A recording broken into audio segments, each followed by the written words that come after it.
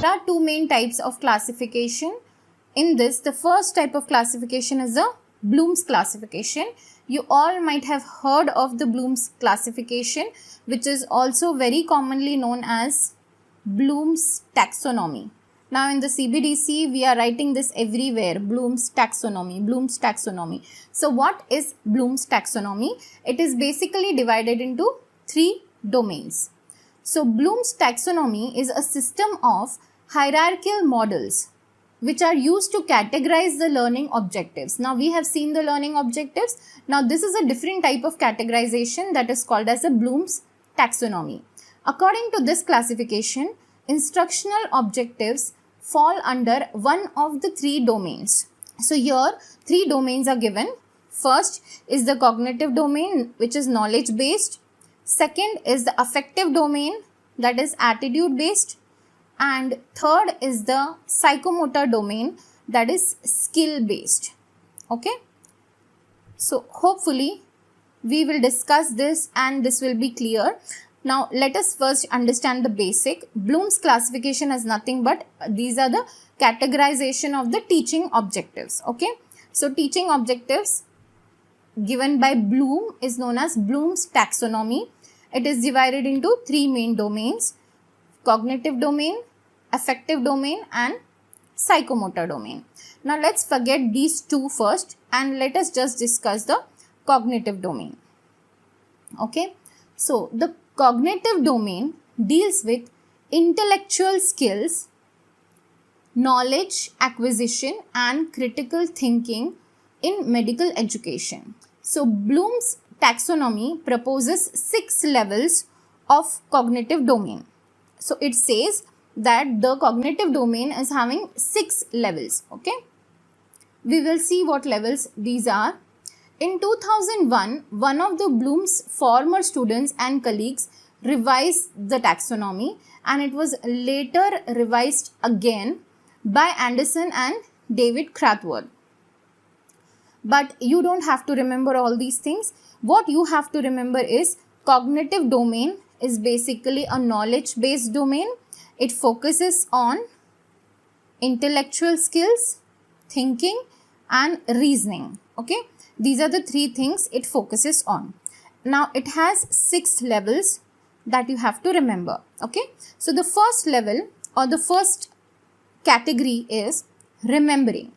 So recalling or retrieving the previously learned information, like revising, what you call as revision. Okay. Recalling or revising previously learned information is called as remembering. Okay. Let us give an example, like including writing, making a list, making a label, categorization, name, state, all these things are revision. Okay. So first category is remembering, recalling the facts which you already know. Second is understanding. So understanding means explaining the meaning.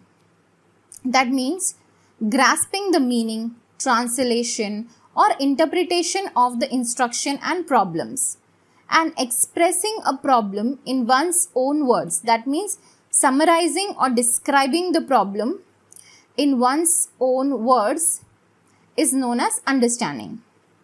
So here the instructional verbs will be like explain, summarize, describe and illustrate. Okay. So here that will be the verb. Now third will be applying. Applying means using knowledge that is already known to us, like concepts, like formulas, and applying what was learned in the classroom to novel situations in the workplace, like how problem-based learning or case-based learning or some formulas that we use to solve things or to demonstrate things or to apply. So basically here the verbs will be to solve, to demonstrate or to apply. So next is analyze. Analyzing means breaking down the material into smaller components or parts to understand its organizational structure. Okay, so breaking into smaller parts, or to differentiate, or to compare, or to break down the components which will help to analyze the situation in a better manner. So here the verb can be analyze, or as it is given, compare or differentiate, or difference between, that we usually write, that comes under analysis part. Okay.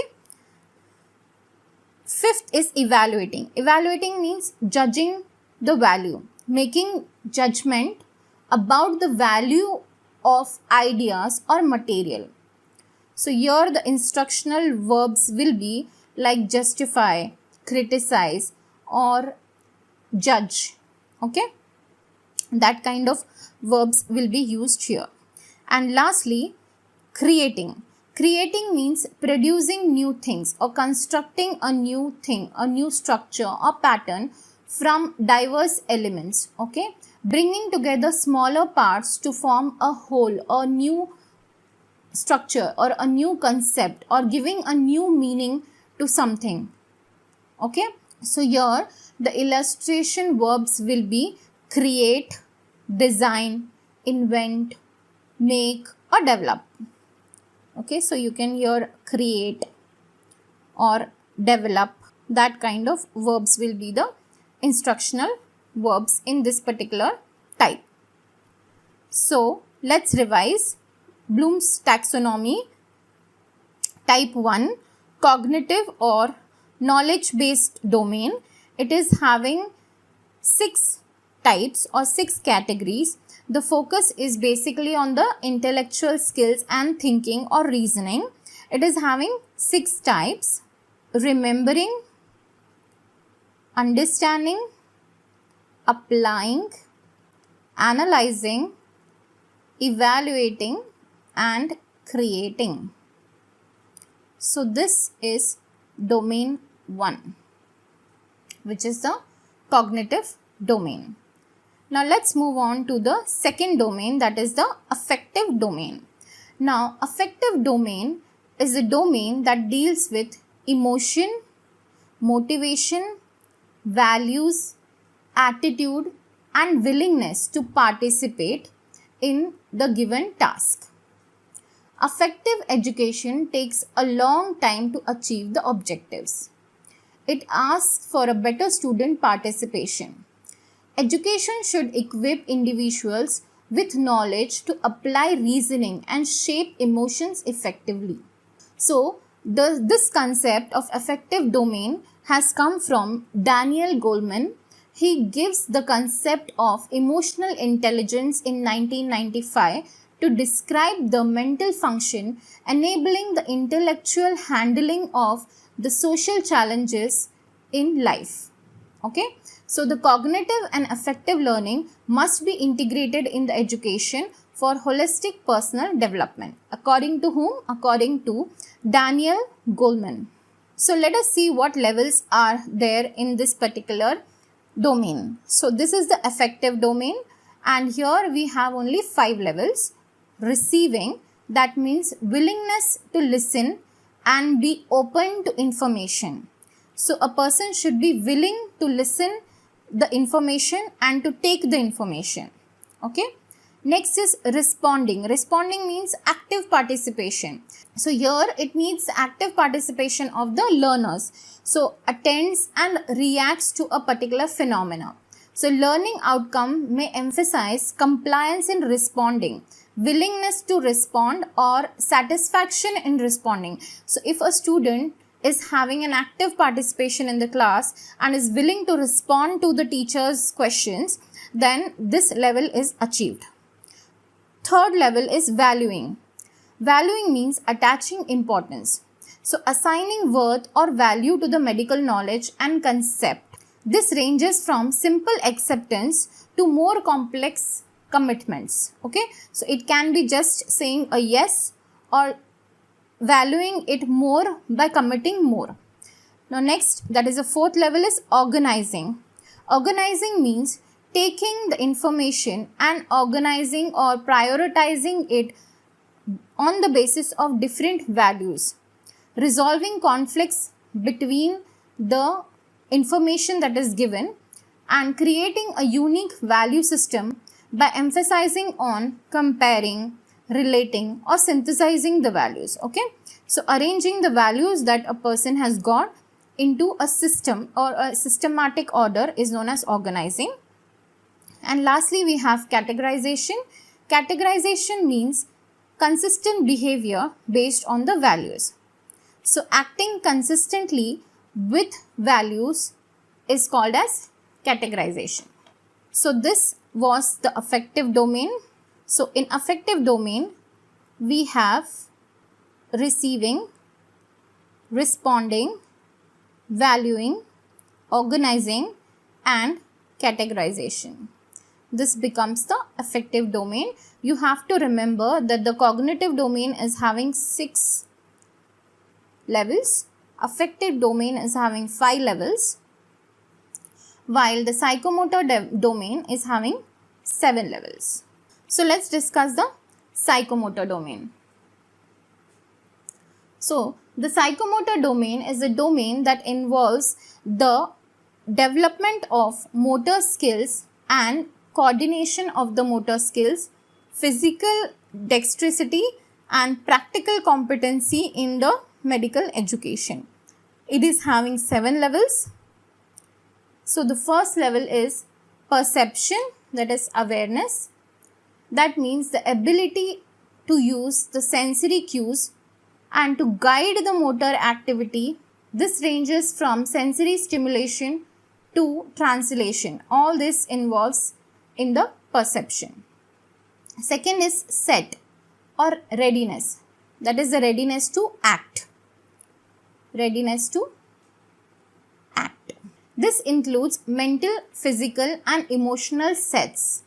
These 3 sets are disposition that determines a person's response to different situations. So how a person responds in different type of situations, in mental situations, physical situations and emotional situations. The readiness of the person to act, okay, how he reacts is the set. Next is the guided response. The guided response is nothing but imitation or practice. That means following the instruction and completing the task. That means imitating the task and practicing the task and giving a response. Fourth is mechanism. Mechanism is based on basic proficiency. What is basic proficiency? It is learning a complex skill and making it a habit. So, a complex skill becomes habit or easy with practice. That is known as basic proficiency. Okay, so a mechanism of making the complex skill a habit is known as basic proficiency. Complex overt response. This is a skilled and coordinated performance of complex goals.